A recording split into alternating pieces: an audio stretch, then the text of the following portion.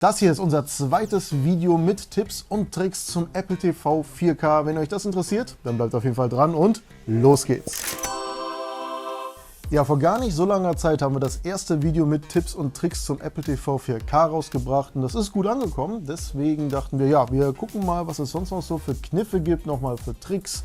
Dieses Mal wird es ein klein bisschen mehr mit dem Apple-Ökosystem zu tun haben. Wir haben ein paar Kniffe dabei, die mit iPhone zusammenhängen, ein paar, die mit Mac zusammenhängen. Und bei Apple macht das einfach mega Sinn, denn eine der großen Stärken von Apple ist, dass einfach alles in diesem geschlossenen Ökosystem super miteinander funktioniert, ineinander greift, aufeinander aufbaut. Und das wollten wir einfach mal für dieses Video ausnutzen. Und wir fangen schon direkt an mit so einem Tipp. Dafür braucht ihr auf jeden Fall ein Apple Mobile Gerät. Und zwar ist es mittlerweile möglich, über FaceTime Calls eine Watch Party anzufangen. Das Ganze nennt sich SharePlay, ist kompatibel mit iPhones, iPads und dem Apple TV. Das Ganze funktioniert folgendermaßen. Ihr startet einen FaceTime Call mit eurem iPhone oder iPad, geht dann auf euren Apple TV, dann drückt ihr die Home-Taste und haltet die Taste gedrückt, bis dieses Menü an der Seite kommt. Dann geht ihr runter, bei den HomeKit-Einstellungen müsstet ihr die SharePlay-Funktion haben. Wenn ihr auf die drückt, werdet ihr quasi mit dem FaceTime-Call verbunden. Jetzt könnt ihr in die Apple TV Plus App gehen und dort einen Film oder eine Serie starten und das wird dann in diesen FaceTime-Call gestreamt. Der einzige Haken daran ist, dass alle Teilnehmer in diesem FaceTime-Call Apple TV Plus haben müssen und es können leider nur Mobile-Geräte in diesem Call sein, sprich nur iPads oder iPhones. Auch wenn es sich ein bisschen umständlich anhört, funktioniert es eigentlich ganz gut und ist auch relativ praktisch, um eine kleine Watch-Party zu machen, um sich die neueste Folge von, das läuft gerade auf Apple TV Plus, Hello Tomorrow? Hello Tomorrow, um sich die neueste Folge von Hello Tomorrow anzuschauen. Könnt ihr ja mal ausprobieren. Ich persönlich fand es auf jeden Fall praktisch. Und ja, um besser im Bilde zu sein als ich, was gerade auf Apple TV Plus läuft, spielt ja Apple die ganze Zeit im Homescreen so ein paar kleine Vorschau-Clips, so ein paar kleine Trailer, wenn ihr auf der Apple TV Plus App seid. Das kann schon ziemlich nervig sein, das macht im Endeffekt jeder Streaming-Stick oder Streaming-Box und zum Glück kann man es auch hier abschalten. Dafür geht ihr auf Einstellungen, Apps, TV und dann klickt ihr auf die Option Top Shelf. Jetzt springt das Ganze von was ansehen auf als nächstes, was im Endeffekt einfach nur eure Watchliste ist oder die Sachen, die ihr angefangen habt. Sprich, wenn ihr jetzt zurückgeht, ist das einfach nur eine statische Vorschau von den Dingen, die ihr schon angefangen habt oder die ihr als nächstes schauen wollt, die ihr dafür extra markiert habt. Das Ganze könnt ihr auch mit der Apple TV Music App machen, die nämlich auch aus welchem Grund auch immer solche komischen Trailer spielt.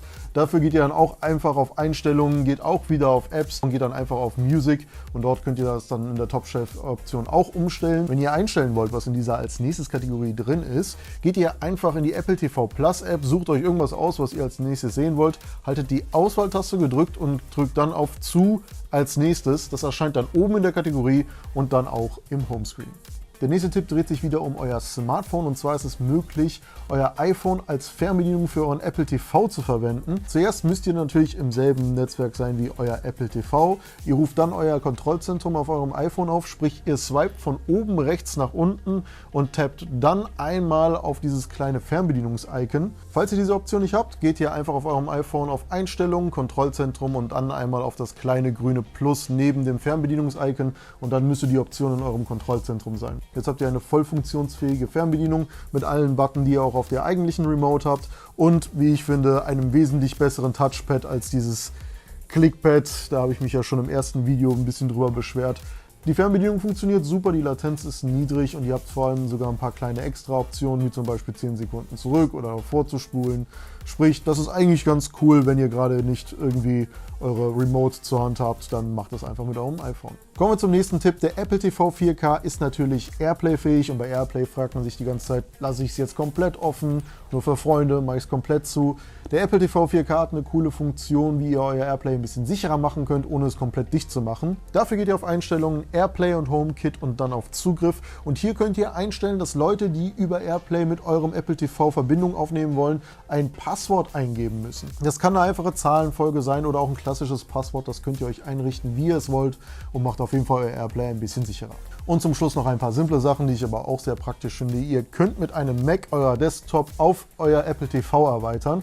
Dazu geht ihr einfach auf das Kontrollzentrum bei eurem Mac, das ist oben rechts. Geht dann einfach auf Screen Mirroring und da sollte auch schon euer Apple TV auftauchen, wenn ihr im selben Netzwerk seid natürlich. Je nachdem, wie ihr es genannt habt. Ich glaube, automatisch heißt es Heimkino, zumindest heißt es so bei mir. Und sofort erweitert sich dann euer Bildschirm. Ihr könnt dann nochmal selber in die Bildschirmeinstellungen bei eurem Mac gehen und dort einstellen, ob das Ganze gespiegelt oder erweitert werden soll. Finde ich persönlich super praktisch, wenn ihr, keine Ahnung, irgendwie eine PowerPoint-Präsentation oder Bilder oder Videos zeigen wollt, ist das eigentlich sehr, sehr schnell gemacht. Der nächste Tipp ist auch super simpel und dreht sich um die richtig geilen Bildschirmschoner vom Apple TV 4K. Die könnt ihr nämlich durchschalten. Sobald der Bildschirmschoner angefangen hat, könnt ihr einfach nach links und nach rechts drücken und die Sequenzen durchwählen. Ich finde das super praktisch, denn ich habe ein paar Lieblingsbildschirmschoner, die ich eigentlich immer sehen möchte. ISS-Aufnahmen for Life auf jeden Fall. Probiert das mal aus. Und zum Schluss noch ganz schnell einen praktischen Shortcut. Und zwar müsst ihr ab und zu auch mal den Apple TV 4K neu starten. Und das macht ihr einfach, indem ihr die Back- und die Home-Taste gedrückt haltet. Nach wenigen Sekunden wird dann der Bildschirm schwarz und das ganze Gerät startet neu. Freunde, das war unser zweites Tipps- und Tricks-Video für den Apple TV 4K. Ich hoffe, es hat euch gefallen. Mir hat es auf jeden Fall gefallen. Ich finde es einfach super interessant, in dieses etwas andere Ökosystem einzutauchen. Wir machen ja ansonsten immer sehr viel Fire TV. Wenn ihr weitere Ideen habt für Videos für den Apple TV, dann schreibt es in die Kommentare. Wir sind da immer sehr interessiert. Und hier findet ihr eine Playlist mit allen Apple-Sachen, die wir bis jetzt gemacht haben. Da kommen auf jeden Fall noch mehr dazu. Man sieht sich beim nächsten Mal und ciao.